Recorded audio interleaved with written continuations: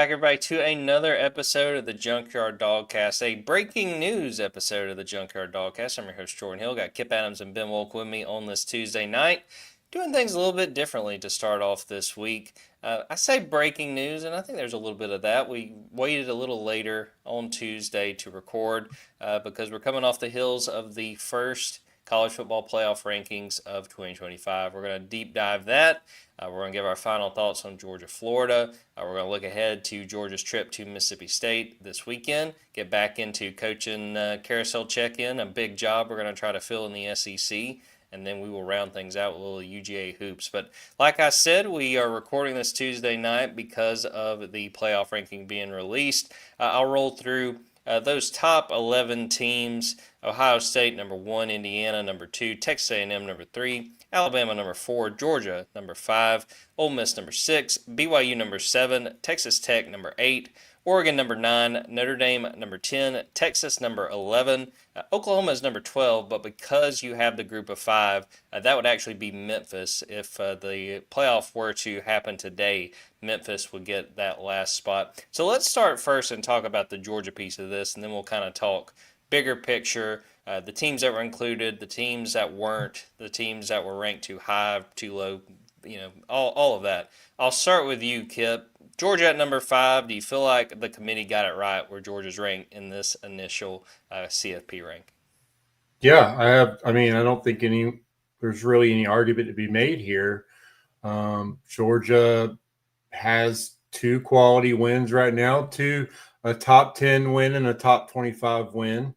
I think you're right where you want to be if you are Georgia, and you have a solid resume. And overall, if you're looking at the fact that Georgia has a quarterback who seems to be coming into his own in Gunnar Stockton, the fact that they have 2 still ranked opponents left to add to their resume in Texas and Georgia Tech.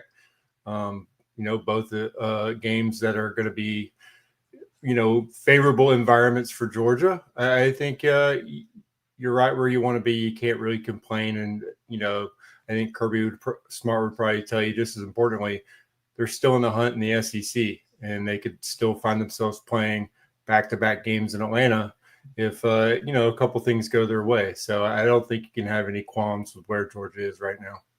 Ben, same question to you. Do you feel like the committee got it right with Georgia at number 5? I do. I mean, I think most of the head-to-heads in college football among the top teams kind of made it easy on the committee for this one. I mean, they had Alabama, Georgia, and Ole Miss. You got Alabama ahead of Georgia, Georgia ahead of Ole Miss. You have Texas spot ahead of Oklahoma. You have Virginia a spot ahead of Louisville. So I think that more or less the head-to-heads among the top programs in college football did a lot of the dirty work for the committee outside of, I guess you could say, the Notre Dame Miami one, which was the one head-to-head that sort of looks like it was being viewed completely differently from the rest of the pack. So let's talk bigger picture, the rest of the playoff rankings, because I'm with you guys. I think Georgia's right where they should be, and if you're a Georgia fan, I think you should be feeling good. They put themselves right in the hunt, and they'll just have to continue to take care of business. Looking through, I went through and made some predictions on what I thought the ranking would look like. Really, the first kind of mistake, or not really a surprise, but I had Texas Tech and Oregon flipped at 8, 9.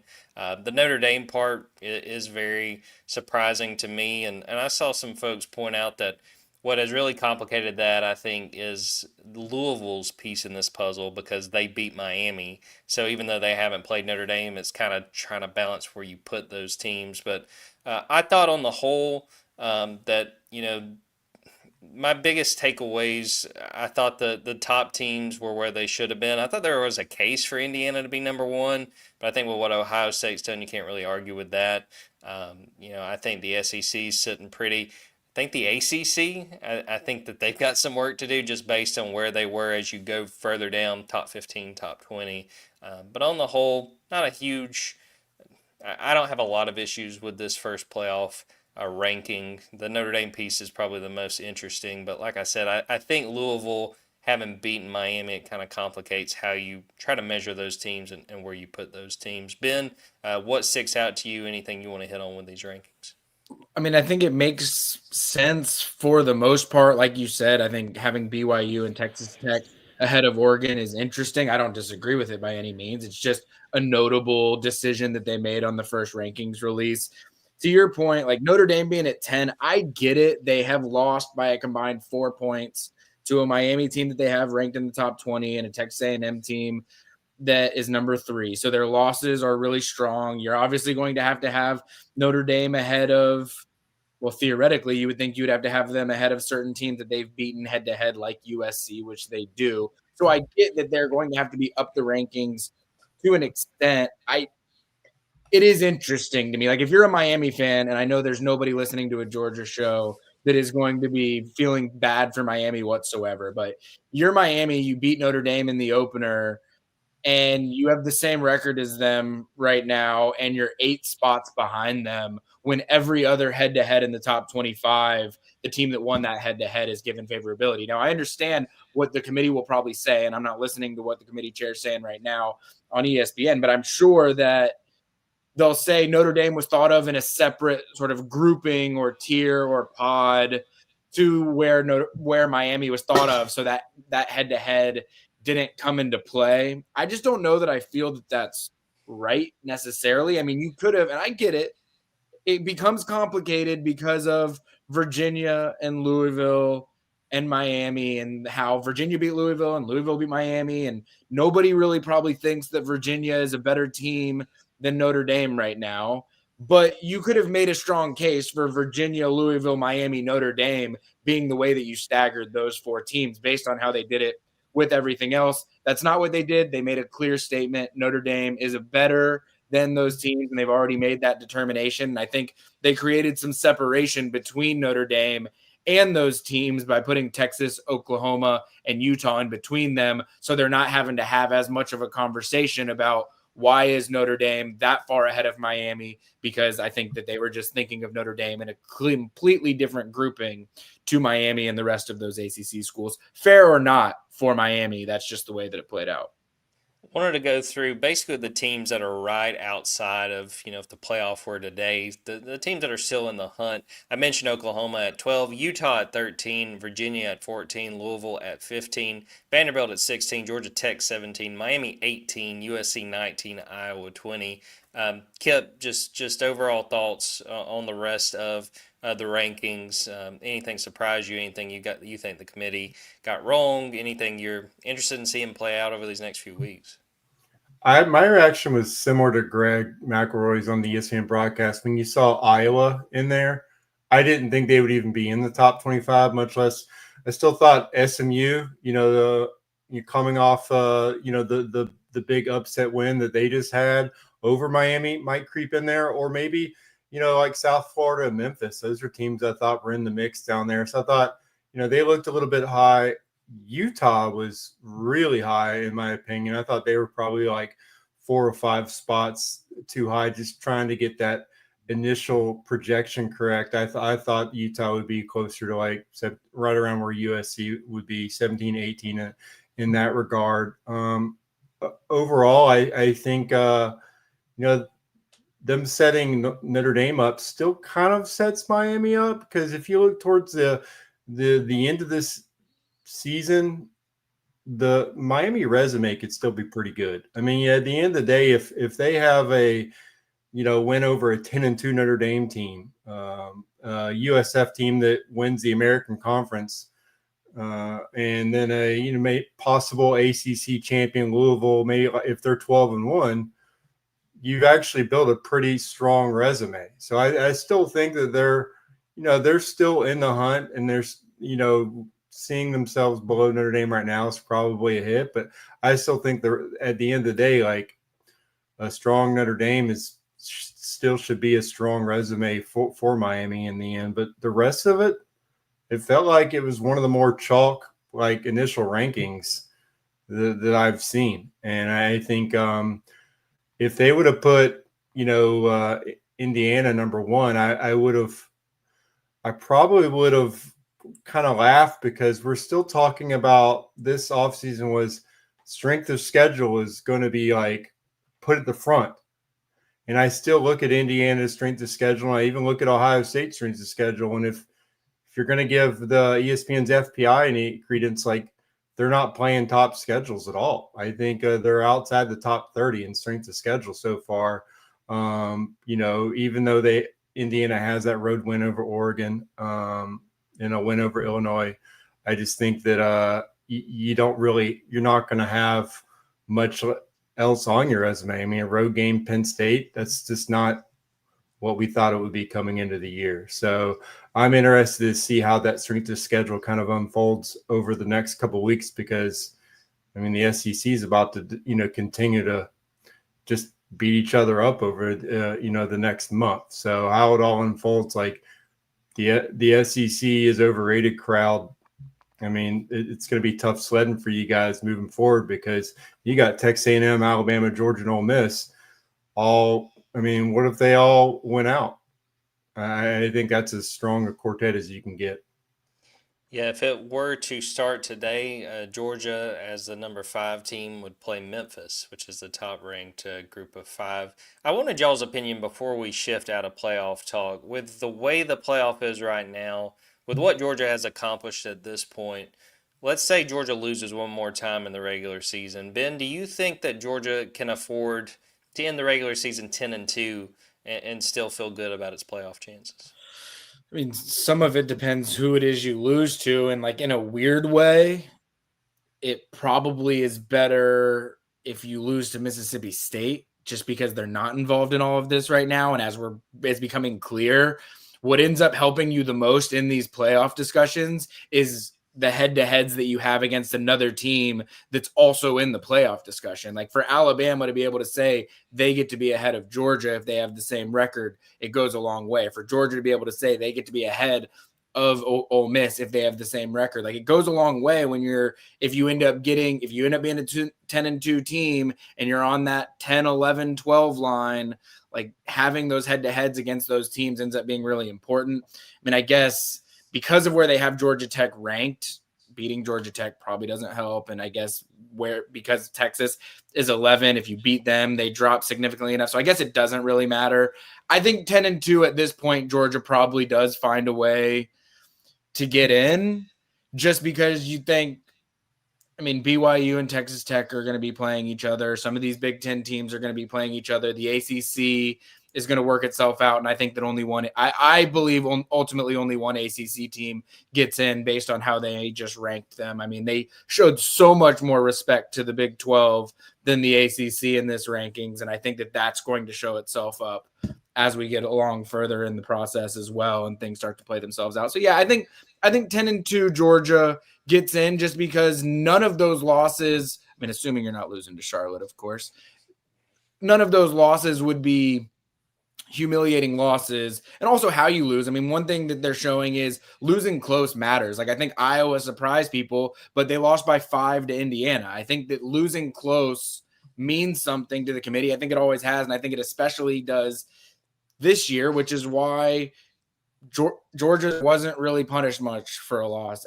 Ole Miss wasn't really punished much for a loss. And Oregon, I think, was punished a little bit more because they lost by 10 points at home. I mean, Notre Dame, why? Like their 4 points total is how much they've lost by this season. And so I think that's why they're getting a little bit more benefit of the doubt. So losing close matters as much as who you lose to. And without knowing how Georgia lost, I mean, I think that plays a big factor in it all. No, I think you're right. I'm glad you pointed out that it seems like they're putting more in the Big 12 than the ACC at this point. And yeah, I mean, I think obviously Georgia doesn't want to lose again, but I think where it could get complicated is if that loss is to Texas, because of exactly what Ben said. That kind of gives Texas the edge. If we're talking about some of the last spots in this playoff, you don't really want Texas to have that win. Same question to you, Kipp. Do you feel like this Georgia team could afford to end the regular season 10-2 and still have a shot at the playoff? Well, then we are talking about Notre Dame's resume. I mean, at that point, you're trying to you already see right now, Texas is basically, they're the first team out. And so you start looking at like the 9 and 10 spots, because if Virginia is going to get in with the ACC, and if Memphis is going to get in with the group of 5, you got to be where Notre Dame is right now to feel good about getting in. And so I think, yeah, that's where it does get a little bit dicey there. Is, Notre Dame's resume over the next month, basically they have Navy. I mean, yeah, I think a Texas win trumps that. And then you're also just looking at like Oregon. I mean, you gotta get ahead of them as well. So they're gonna have they got Iowa this week. That's probably, I mean, that's their resume builder. So I think, and they're going to have USC, Washington. It really is going to come down to who has the most impressive wins. And I do think a Texas win stacking with a Georgia Tech win means they could probably, they can get away with losing a close shootout to Mississippi State. Looking at Notre Dame, because Kipp mentioned their schedule, Navy this week at Pitt versus Syracuse at Stanford. If they survive the next 2 weeks, Syracuse and Stanford, that should not be an issue for the Fighting Irish. Well, let's take it back to Jacksonville, guys. I want to commend both you guys. You did a great job with the post game. Didn't have a chance to pop on there. The post game in Jacksonville is always kind of a mad dash to get to that NFL stadium and go to interviews. So I appreciate you guys handling that. But wanted to give some thoughts and then turn it over to you guys. You guys hit on some of the biggest stuff. I thought Gunnar Stockton, just fantastic in that fourth quarter. A guy that, I didn't think was always the sharpest on Saturday. And, his interception, I think, was really more so on Noah Thomas. But you never saw Gunnar get flustered. You saw him shake it off, play really well. C.J. Allen, fantastic game. I felt a lot better about our defensive MVP pick from a couple of weeks ago with how he played in that game against Florida. Played fantastic. Shout out to Zion Branch. I thought he played pretty well coming in, being thrown in there when KJ Bolden got ejected. Shout out on the fourth down, the turnover on downs that basically put Florida out of it. Janelle Aguero with a huge blitz that makes DJ Lagway get the ball out quick. Chauncey Bowens, shout out. We had to kind of wait to see him get in the mix. And Kirby was asked about that on Monday, and he didn't seem to think that had anything to do injury-wise. I think really that was kind of showing the confidence in Nate Frazier and how he had played against Ole Miss and kind of rewarding him, especially because I'm sure that was sort of an emotionally charged game for Chauncey Bowens. We had talked to him. He was a Florida commit and coming back home for that. Tough to see Jordan Hall get hurt. We'll talk about this a little bit when we talk about Mississippi State, but Kirby said it's a knee injury. It sounds like he's going to be out a while. They're going to need guys to step up. I'd be looking specifically at Nnamdi Ogboko. Some of the different calls we saw during the game, I can't really remember how much y'all got into it. I didn't think that was a fumble by Gunnar Stockton before halftime, and that was a huge possession to get the 3 points. And in the stadium, I thought that DJ Lagway was down. I think after looking at it, guys, I think he fumbled. I was always of the belief, in my head, I always go to the golden rule that, the ground can't cause a fumble. And then I kind of looked into it and read on it, and people were like, no, that's not really how the rule is applied. So I kind of think Florida got away with one there, but Georgia bails it out and winds up getting a stop. And then J. Michael Sturdivant, that play, I thought it hit the ground. I didn't think it was a catch. Still don't think that was a catch. So that's probably my biggest takeaways from that game. But I'll throw it back to you, and I'll start with you, Ben. Anything that has kind of stuck with you from the Florida game? Anything you want to hit on? Really, when I did the rewatch, I still was just amazed by that fourth down stop, and not even just the fourth down stop. It was 2nd and 2. It was 2nd and 2. And Florida didn't pick up the first down. I mean, this Georgia team has had flaws, sure, this season. It's not even that great of a short yardage and goal line team statistically, defensively this season. They're not bad. I mean, they're still top 30 probably in the country, but they're not like a dominant short yardage and goal line team like they've been in the past. They've made the 2, or technically I would argue 3 or 4 if you count the 2nd and 2, and then the Auburn stop on the goal line that they absolutely had to have this season. They've made them. And so I don't know. We've talked about the identity of this team, the culture of this team, how, they have a never say die. You got to, chop the head off, and no one ever seems to do it. Well, this team finds a way, and for them to make a 2nd and 2 stop, a 3rd and 1 stop, and a 4th and 1 stop. I had put on the Junkyard as we're watching that game, and someone called me out on it. I can't remember who it was. I wish I did so I could name drop you.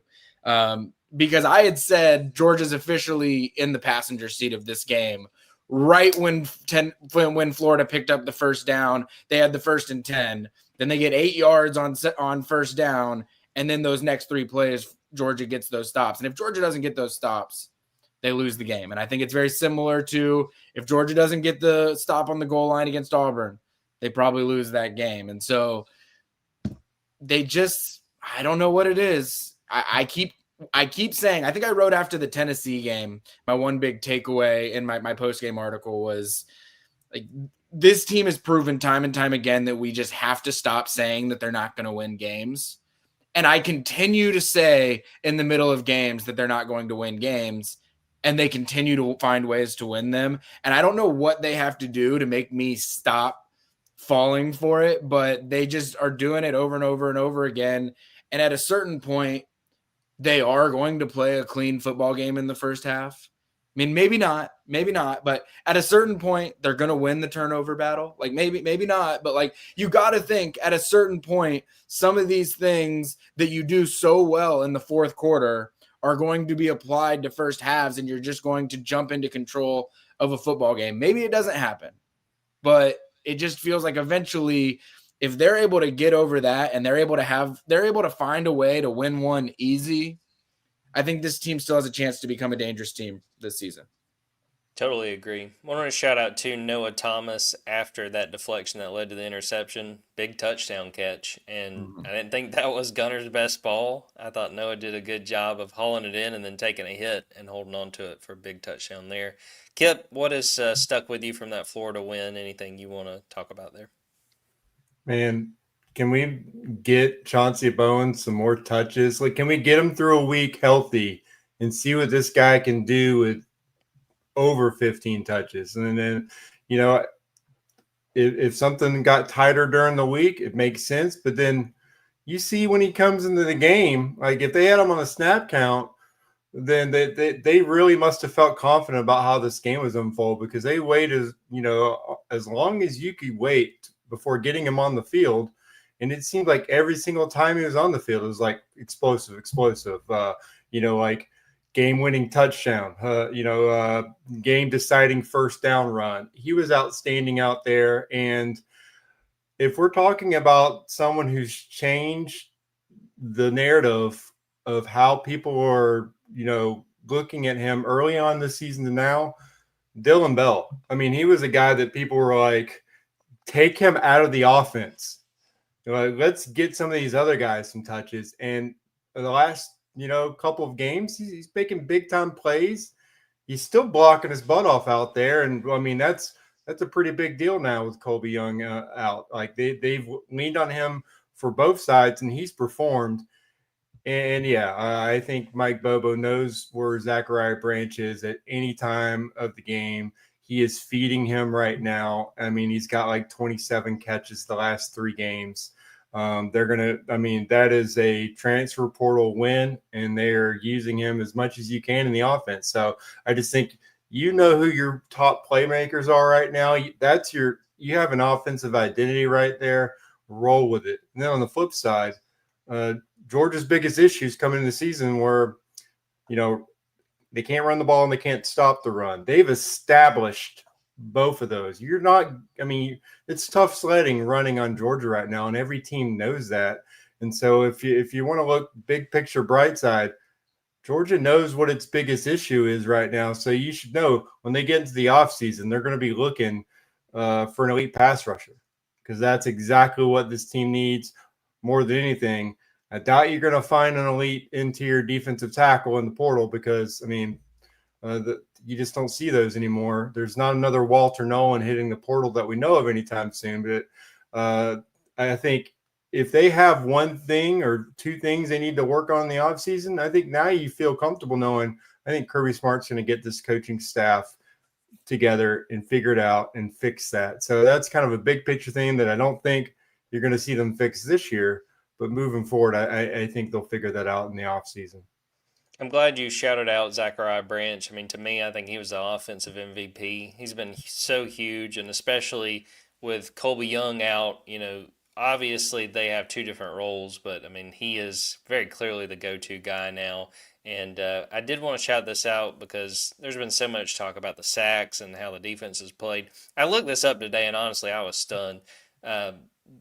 Could either of you guys guess nationally where this Georgia defense is in tackles for loss? Maybe close to dead last. They are next to dead last. They are 135th. UCLA is the only team that's got fewer tackles for loss, which just is stunning to me, given that this is still a team that's, we just talked about, number 5 in the playoff rankings. Well, and what's so weird about it is it's a pretty good team against the run defensively. So it's like and we talked about this, they're not getting negative plays in the run game, but they're also not giving up many more than 3-4 yard chunk plays when they're giving them up. So it's a weird run defense in that respect because they're not creating negatives, but they're also not giving much up either. So it's a weird defense right now. I got to say, it's a weird defense. Yes, but again, at the end of the day, if there's one thing I've learned from covering this team the last few years, especially this year, just throw the stats out, man. Did they win the game or not? And they have, and they're going to try to keep playing better. But obviously, at the end of the day, that's really all they care about. All right, we are going to take a quick break, come back, talk about Week 11, Georgia going to Starkville, sharing some of what Kirby Smart and players had to say there. We'll get back into the coaching carousel check-in that we've done every week. Big one out on the plains. I can't wait to see what these guys can cook up there. And then we'll finish things off with a little Georgia basketball.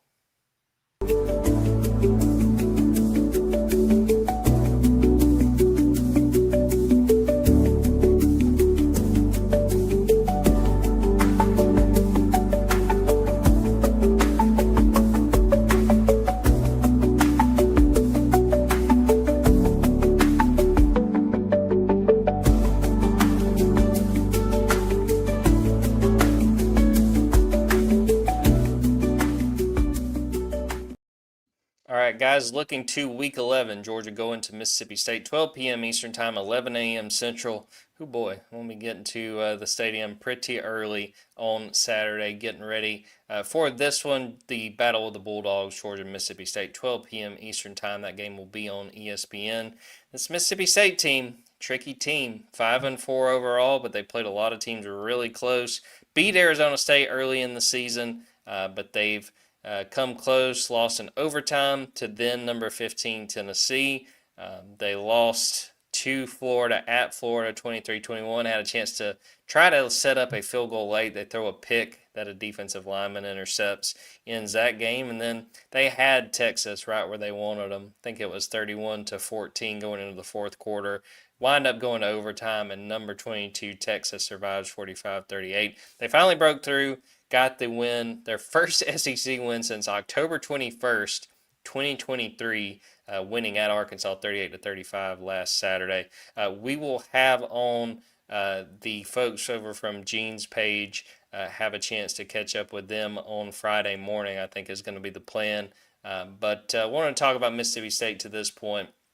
What we know and specifically share what Kirby Smart had to say getting ready for this game. Mentioned Jordan Hall earlier. It looks like he's going to be out for a while. Chris Cole seems like that's going to be kind of fluid, seeing how he's able to come back this week. And then the best news, DeMello Jones with the elbow injury. Sounds like it was not quite as bad as they initially feared.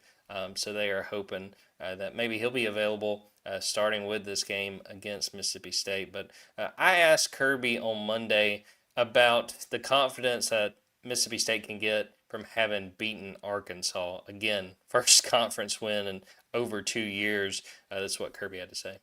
One, it shows hard work pays off. You know, they've continued to work hard. They've stayed true to themselves. I mean, they like I just watched tape. They've been in every game. They've had several games they should have won. They could have won. They didn't, and obviously it didn't slow them down because, you know, even Arkansas, every game they've been in, they score tons of points. They're a hard team to beat. So, you know, a lot of respect for the coaching staff and their team Shows you what kind of like competitive character they got, that they have sustained that in every game, regardless of the outcome of the games. I wanted y'all's opinion on this and see if you guys were with me on this. They break through, they win at Arkansas. One, man, tough blow for my Bobby Petrino pick. I don't know that you can hire him after they lose to Mississippi State. But I almost think that this Mississippi State team might have been more dangerous had they not won that game, because they've just been so close and just not been able to finish these games. I say that also saying this is still a dangerous game, and we're talking about, I mean, this has trap game written all over it. Going on the road, 11 a.m. local kick, playing where it's going to be really loud. I think I saw Jeff Lebby's wanting 60,000 cowbells ringing on Saturday. But Ben, what do you think? I mean, do you think that the fact that would Mississippi State have been a little bit more dangerous had they still been waiting for that first SEC win they've been working so hard to get? I had the same thought where it's like they're on the brink and they finally get over the hump, and maybe it makes them a little bit less dangerous. Maybe it makes Georgia recognize, hey, this is a team that can go out and get an SEC win. The other part of it, though, is like this team is crazy close to being 8-1 right now. Like, this is a Mississippi State team that didn't win an SEC game last year, and they should have put Texas away. That one is just one they should have put Texas away.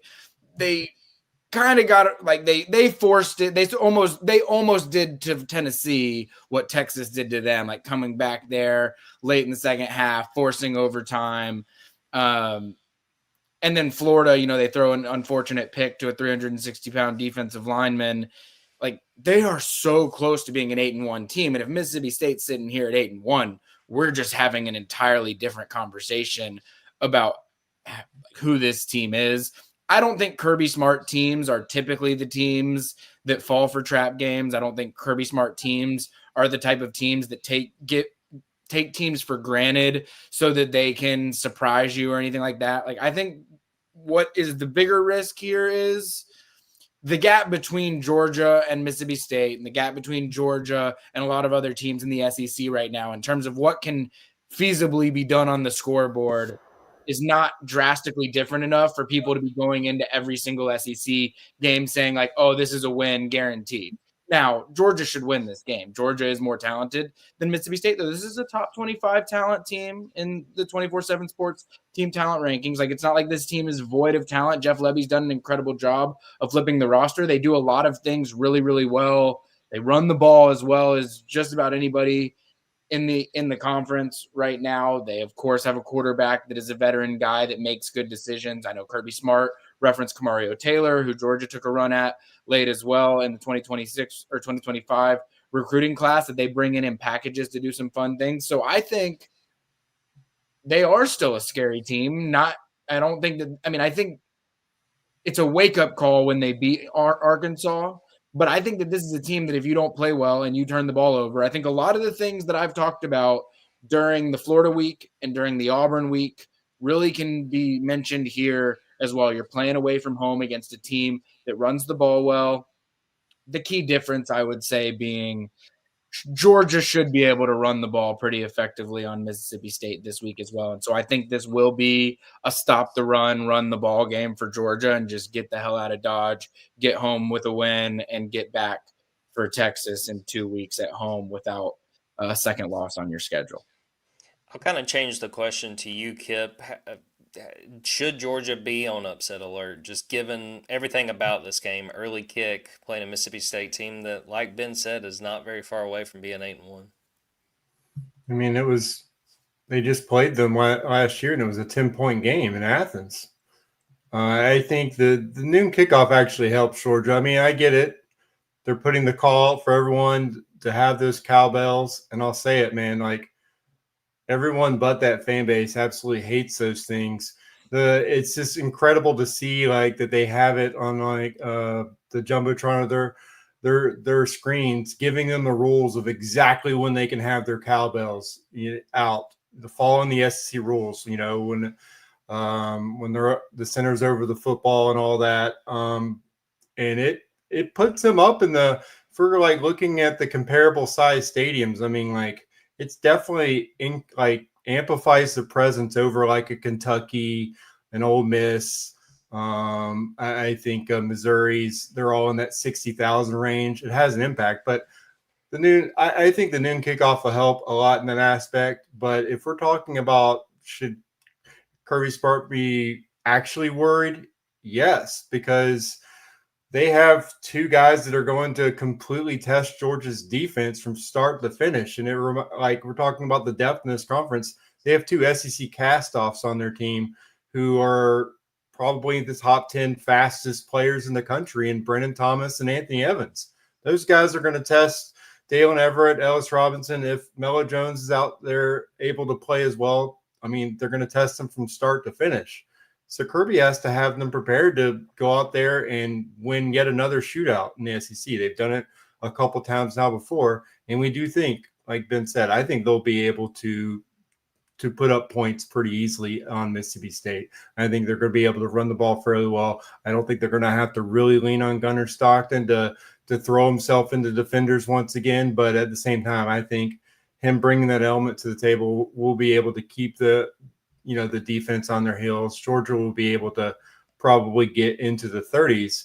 But at the same time, we've talked about it.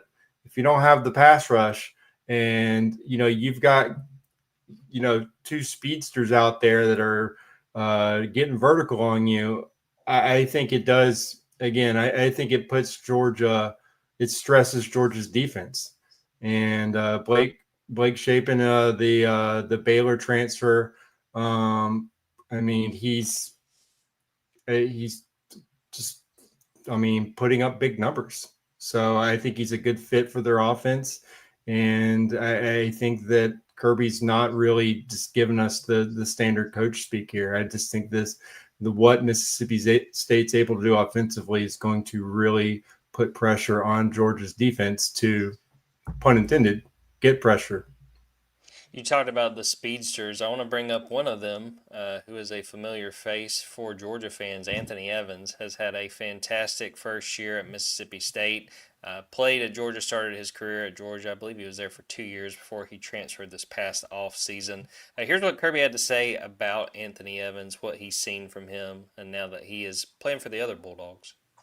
Anthony's played awesome. It was great. The last 24 hours, I'd seen highlights throughout the year. Watching Anthony play really well, just in games and passing and things that overlapped. But then yesterday, you get to sit and watch 4 or 5 games in a row. He's really played well, explosive, fast, vertical threat, quick game threat, blocking well. He's always been a good returner. He's, everything that we thought he was. He's a really good football player that has grown, gotten better, and as you grow up and get better, you improve, and he's done that, and he's playing at a really high level.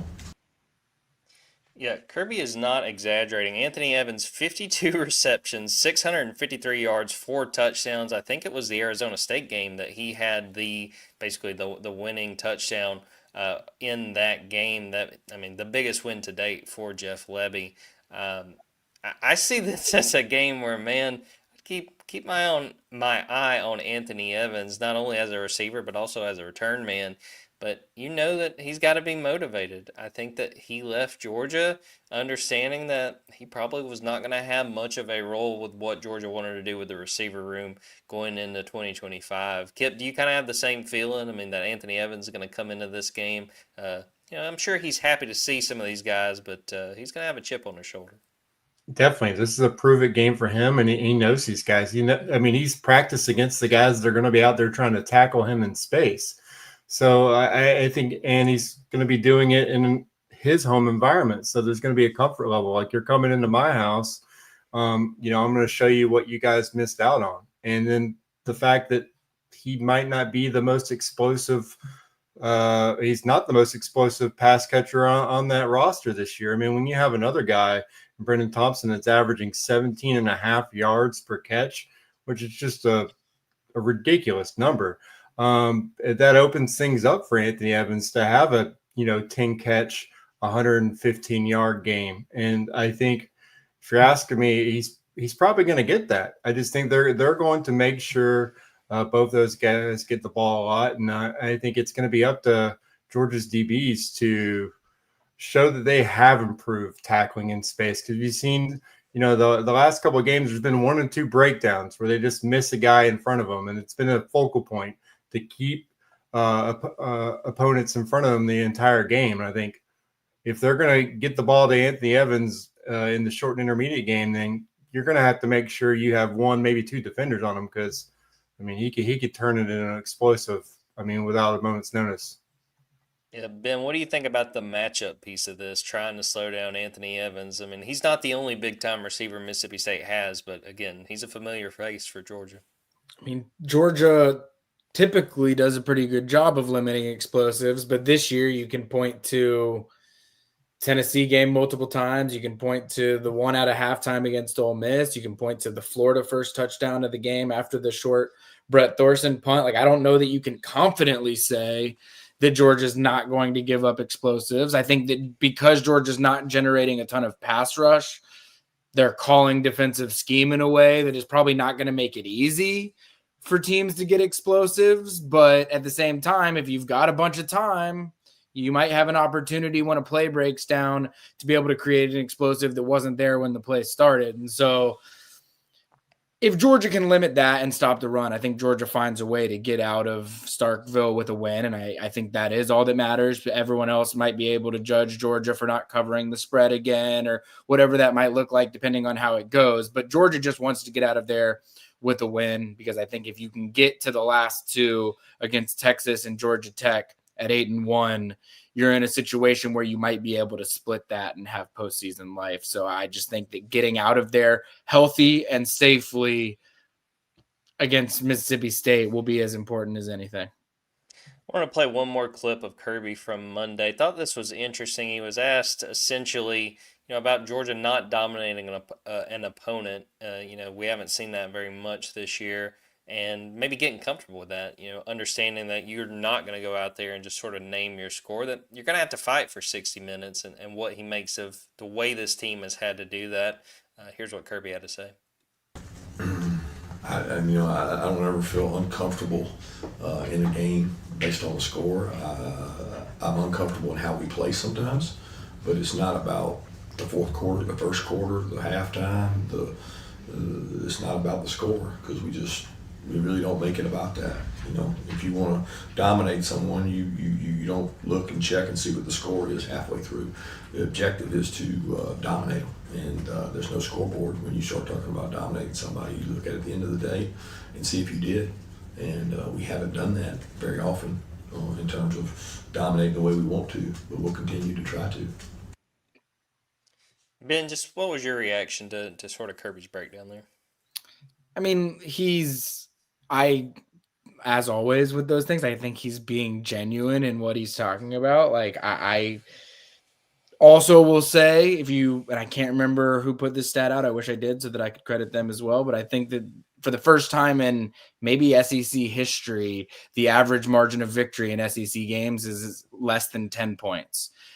It's the nature of the league right now. You're not going to dominate anyone. You look this week, the biggest spread right now in the SEC is an Alabama team that a lot of people might believe is the best team in the SEC at home against an LSU team that's fired their head coach. It's still a 10-point spread. So this is just not a league where I think you can expect to dominate. Some people that are outside of the SEC will make that they'll want to make some grand conference statement about all of that. Look, the top of the SEC right now doesn't have a clear-cut, as I would describe Ohio State, where they just dominate analytically right now. You go look at Ohio State's analytics chart, and it's a thing of beauty. It's wow, this is a team that really just dominates every facet of the game right now. The SEC doesn't seem to have a team like that. And so because of that, when you've got a bottom of the league that is better than the top half of a lot of other leagues, you're not going to dominate anyone. You're going to play a lot of close games. And if you don't get comfortable winning close games, then you're going to lose a lot of games. I think there's a lot of teams in the SEC right now, Auburn included, Florida included, that have fired their head coaches without really getting blown out in any game. They just couldn't find a way to win close games. And that's what you've got to do in the SEC right now. And that's what Georgia does just about better than anyone at this point. Yeah, we've kind of had a joke among some of us on the beat when folks ask Kirby about parity and the amount of parity in the SEC, and on one side it's like how much can he really say, but two, there's a lot of truth to it. I mean, it's just the margins between these teams.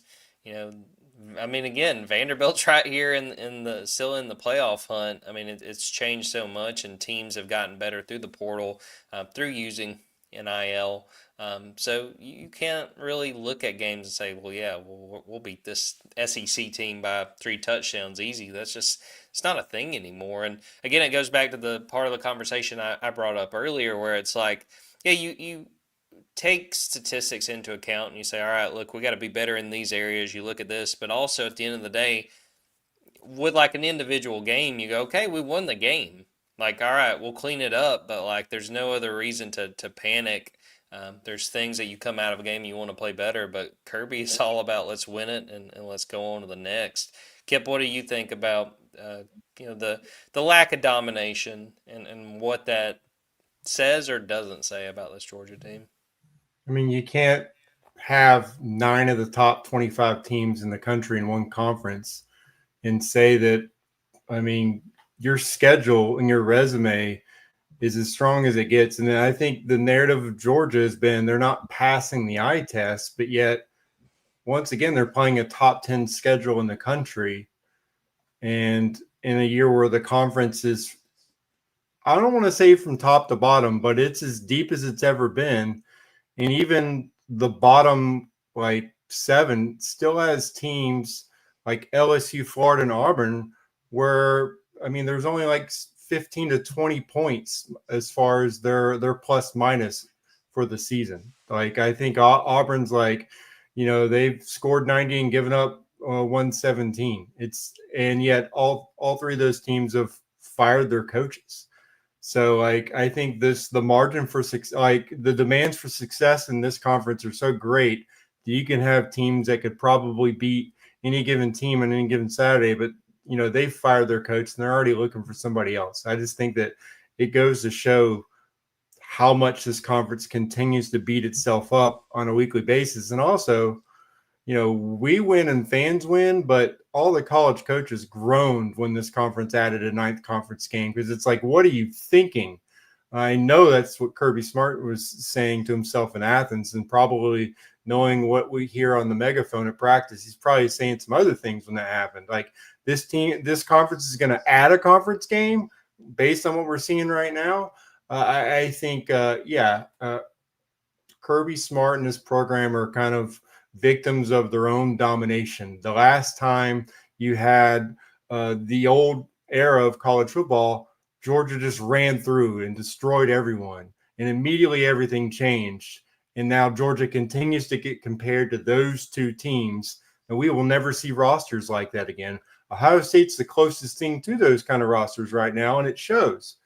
But everyone else, you have to reset your expectations and you have to recruit, coach, and game plan differently. And some teams are adjusting better than others, but I think you can't comparing Georgia to those teams is completely unrealistic. But at the same time, it's just what Kirby Smart built in this program. So I don't think they can help it at this point.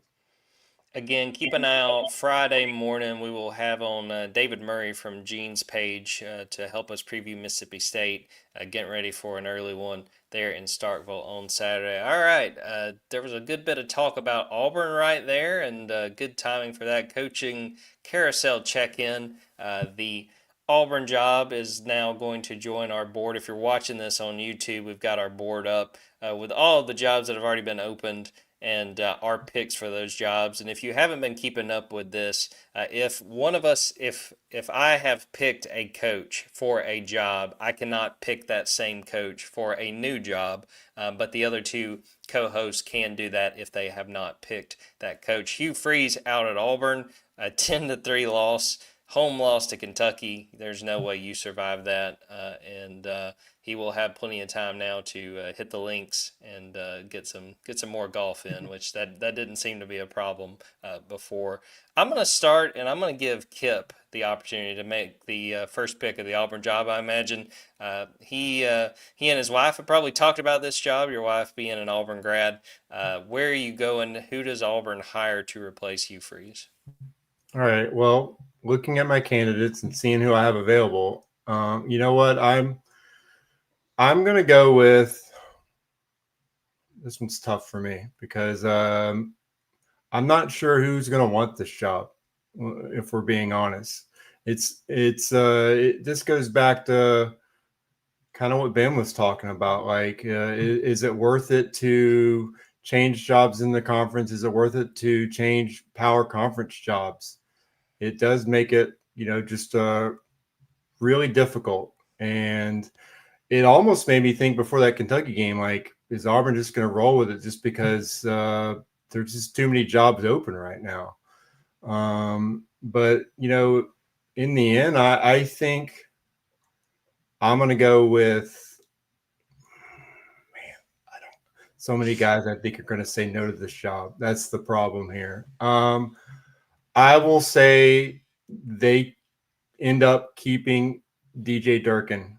I think that I'm gonna say that they get told no a couple times, and that DJ Durkin gets the interim tag from Auburn's defensive coordinator to the head coach. I know that there's some skeletons in this closet, but I also know that this program has never ever cared about that. And so I think that he's already on staff. They have vetted him enough to be the defensive coordinator there. And I think in the end, he gets the job, and just put him on the board. I think the players love him. The one thing I can tell you is that Auburn's defense has been completely lights out. And so that's the one thing you can hang your head on with this Auburn team, is that they have one of the best defenses in the country. And so if you can be really good at one thing, go with it. So that's my pick. All right, Ben, where are you going with the Auburn job? I was considering that. What my two options were, Jordan. We were discussing this pre-podcast. So I now have no choice but to go with my second option now that Kipp has taken it. And I'm going to go for the all-out chaos route for the coaching carousel. And I think there is one power head coach that's had a lot of success that's not having success right now that I think wants to get the hell out of Dodge as well here in a second. And I'm going with Clemson head coach Dabo Swinney to make the jump back to his home state, to go to the SEC, and to take the Auburn job. I think it would be a win for Auburn to be able to get a coach of that pedigree, even though the stock on him is lower than it has been. It just feels like the timing is right if there ever were to be a separation in a somewhat normal way between Dabo and Clemson. This feels like the time that it would happen. I was probably going to take them going with status quo of DJ Durkin because of what they've done with the defense so far this season. I mentioned this to Jordan before the show started, that there's 3 teams in college football that haven't given up more than 24 points this season, and it's Ohio State, Indiana, and Auburn. So DJ Durkin has a selling point. He has a track record as a head coach. I know that it ended on shaky terms, but you do remember former Georgia athletic director Damon Evans was actually going to reinstate DJ Durkin in that role at Maryland. So his administration was going to be on his side before there was a lot of public outrage. I feel like he could certainly play his way or coach his way into that job, but I'm going with chaos. I'm going with Dabo Swinney to Auburn. Y'all know that they say Clemson is just Auburn with a lake, so Dabo's bringing that up in that intro press conference. Ben, I think that's a really good pick. I really hope for our friends on the Auburn beat it does not come to pass. But I look at it from Dabo has to reset if he's wanting to continue to coach college football, and Auburn's going to sell it as, not only are we getting a 2-time national champion, he beat Alabama both times to win those national championships. We're going to be back. And if they hire Dabo, I'll go ahead and say it's not going to go well. All right, last pick. I'm going to go with the guy. This is probably what I think is best case scenario for Auburn, which makes me think there's a chance it's just not going to happen. But I'm going to go with a Huntsville, Alabama native, a guy both of you have picked for other jobs, John Sumrall from Tulane. Like I said, from Huntsville, done a great job at Tulane, did a great job at Troy before that. This guy's going to be highly sought after. I mean, Ben picked him for the LSU job, and you guys can comment on this, but I think I would rather have the LSU job right now than Auburn if he is a serious candidate at LSU. But this guy is going to be an SEC coach when he decides it's right. He's kind of in the position that Billy Napier was a few years ago, where he could pick and choose, and he could pass up jobs if he didn't think he could win there. John Summerall is a Kentucky alum, and I think he can do better than Kentucky, so I don't think he's going to wind up there. So I will say that Auburn has the best case scenario play out. They get John Summerall, and just based on Auburn the last few years, I put the likelihood of that very, very low. But I would like y'all's opinion. I think I'd rather have the LSU job if I'm John Summerall over Auburn. Kip, what do you think between those two jobs specifically? I think between those two jobs, Auburn has LSU expectations, but not LSU reality. So yeah, I definitely think, and then it's just a different recruiting landscape, and it's one that John Summerall he knows he can recruit Louisiana. I think it's a better fit for him. For Auburn, it'd be a home run. I would have picked him if I still had him available. I think it's very unlikely that my hit of Arkansas is the hit for him. But I just think his stock is too high right now for Arkansas to be able to land him. I think, assuming that the Lane Kiffin doesn't go anywhere, I think John Summerall is the next hottest coaching candidate right now. We haven't even talked about it. I don't think anyone's used him at all, but we got Kenny Dillingham out there. He's trying to get his team back into the playoff. We'll see what happens there. I think that's a guy that might be in the mix. But to answer your question, yeah, I think it's pretty clear LSU should get first pick if John Summerall is actually going to leave Tulane. The question for me with Summerall, it's really more so with LSU, is did they think they're too good to hire Tulane's coach? Which it looks like I think they just hired McNeese State's president, so that makes me think they're less likely to feel that way. Ben, what do you think about really just what Summerall is going to have to do as far as the pick of he's probably going to have the pick of some of these big jobs. Yeah, LSU, Auburn, Florida, and Arkansas are open. I feel like John Summerall is going to take an SEC head coaching job this window. I don't know who believes that John's, like you said, there's a superiority complex that goes on in the SEC where people think they're too good for certain things. And look, Duke's head coach right now is dominating the SEC. Like, don't think that you're too good for a coach because of the logo that he had on his resume previously. Like, I think LSU is showing signs of right now of you go hire McNeese as president, the governor's getting involved, and it feels like they want a guy that's familiar with Louisiana. Like, it feels to me like, as weird as it is, the decisions are leaning towards hiring a guy that is a G5 guy from Louisiana because he knows the state and he has respect for Louisiana and all of that. If he gets the Louisiana or the LSU job, I think he will take the LSU job over any of the other ones. If he doesn't get the LSU job, I think one of these other schools, most likely Auburn, will be wise enough to offer him, and I think he'll end up taking it. Yeah, I think reports on Tuesday that LSU is going to promote their interim athletic director, so they are kind of taking steps toward eventually, getting ready to make a hire, or at least get this coaching search underway. All right, Georgia men's basketball minute. Very successful start to the 2025-26 season for Georgia. 104-59 victory over Bellarmine. That was Georgia's largest margin of victory in a season opener since 1986 when Georgia beat Seattle. Productive game. Blue Kane and Jeremiah Wilkinson each with 15 points. Great moments throughout. I thought Jake Wilkins had a fantastic second half. You kind of see him chip off the old block. He had like 7 points in the span of probably 3 or 4 minutes. Got a lot of different guys involved. Hey, shout out walk-on Brandon Klatsky. Had some big plays in the final minute of that game, playing hard. I think Georgia did everything it needed to do in that season opener. Took care of business, was never really in doubt. And be very interesting if you're listening to this on Wednesday. They play Wednesday night hosting Maryland Eastern Shore.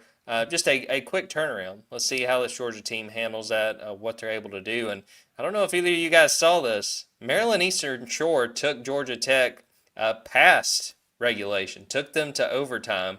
I think that says more about Georgia Tech, but no, I'm very fascinated to see just how they handle this test. Quick turnaround. How do they play in game 2? Either of you, any thoughts on game 1 for Georgia, just how they've started the season? Well, just hearing the stat, I mean, the biggest margin of victory to start a season since 1986, that tells you that there's at least something there. And look, like you said, Georgia Tech loses or goes to overtime against a team that it shouldn't. Auburn goes to overtime against a team that it shouldn't. Georgia can no longer say that they're the last team to beat Florida. I know that Florida, did catch Arizona and it was a really good matchup, but I think you take these wins. You got to win these ones, because if you get into SEC play without having won all of these, then you basically are out of luck making the tournament at that point in the season. So kind of a formality in some respects, but got a lot of guys involved. I think maybe, let's see here, 10, 11 guys played double-digit minutes, and getting a lot of people work early in the season is never a bad thing. All right, before we get out of here, I almost forgot about this, but this was something that fired me up on Monday night, and I need to get y'all's thoughts. Oh, yeah. Walt Weiss, the new Braves manager. I'll start it and say, initially I was very disappointed. I thought that this was a very unimaginative hire, just staying in-house. Personally, if they were going to do that, I would have been okay with just rolling with Brian Snicker one more time. A day removed from it, I think I'm kind of coming to peace with it. It's not the hire that I wanted. I wanted the Dodgers bench coach, or George Lombard. I thought he would have been a good hire, a guy that had played for the Braves back in the day. It's a hire that I'm going to make peace with, but I'm not exactly fired up about. Kipp, we were in the threads on the Junkyard talking about this. Where are you at with this hire? I just think it's another Braves organization. They're keeping it in the family. Like, if you want me to think that this was Alex Anthopoulos' top guy, that he's making the call here, I'm probably going to call you out on it a little bit. If you want me to think that this is Terry McGurk just saying, let's just roll with it. You could have done this a long time ago, is the bottom line. Like, if we're sticking to the Bobby Cox tree and this, like, we're going to have 3 coaches over 30 years, sure. This makes me wonder, like, okay, did the Braves get told no a couple times? Because you waited till the season was over, you did your interviews, and you went with the guy you already had on deck, waiting for the call. So, I mean, in the end, how much does it matter? Probably not a lot. I mean, the guys here know him a lot well. Whether or not they respect him on the game-to-game basis remains to be seen. You throw the Rockies record out the window. You didn't have, near the talent you have here. I just like to see the team make some moves this offseason, stay healthy, and go from there. I don't think Walt Weiss is going to be the difference in us getting back to the playoffs, but it also just doesn't give them, it's kind of the same voice. So if you think you're getting the most out of your players the last couple of years, then stick with the same kind of voice. I don't. I think there's been a lot of underperforming. And so I think, Walt's going to have to bring something different to the table than what we've had the last couple of years. Right there with you. I mean, this team underperformed the last 2 years. I'd say 2 years ago, a lot of that was injury related, and there was some of that last year, but I was ready for someone else, especially just a younger voice. I mean, Walt Weiss, I think, is only like 6 or 7 years younger than Brian Snicker, but we'll see what happens there. Ben, any thoughts on the hire and going forward with the Braves? My stance. I think that managers are a little overrated. That's maybe a bad take, but it's just how I feel about the baseball manager. Also, it was a 48-hour window. I want to say that Trae Young hurts his knee Parker Romo misses an extra point, and then the Braves make an uninspiring manager hire. So I just don't have much time or patience for much Atlanta sports talk right now. I feel pretty comfortable saying the majority of the sports fans in this state thank God every day for Kirby Smart, because Yep. otherwise this state would just be absolutely miserable every single day. All right, we're going to wrap up the episode right there. I appreciate Kipp and Ben for popping on. Thanks everyone who watched this live, especially this was later than we usually record. Thanks everyone who is watching or listening to it after the fact. Go subscribe to Dawgs247.com. Great time to join us over there on the Junkyard. Subscribe to the Junkyard Dawgcast wherever you get your podcasts. Please rate and review. That helps us a ton. Keep an eye out again on Friday. We'll have David Murray from Gene's page on to help us preview Georgia-Mississippi State. That should be some really good stuff there. Go subscribe to the Dawgs 24/7 YouTube, our TikTok, all kinds of good content as we go through football season. Now we're in the thick of basketball season, and before you know it, baseball season will be here. So we will end it right there. For Kipp Adams and Ben Wolk, I'm Jordan Hill. Until next time, take care, everybody.